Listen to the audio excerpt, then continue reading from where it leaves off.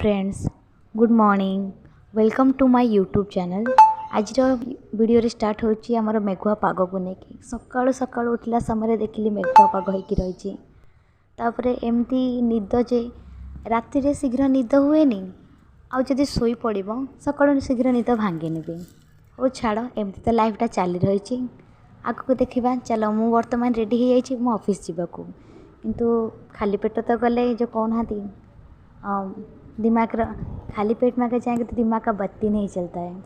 तो किछटा खाईदबा देखिली पखाल भात अच्छी रातिर तो पखाल भात सहित टिकी आलू भजा ना मजा नहीं।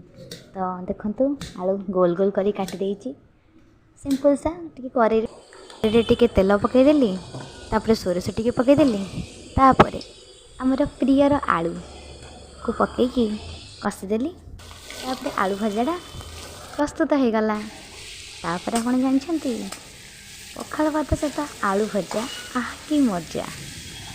जदि खाई आप कमेंट भी करेंगे केमती लगे से समय मुहूर्तटा। कम सरला तापर निजर कर्म करी चल। बाय बाय फ्रेंड्स, एतिकी मो वीडियो एंड करची।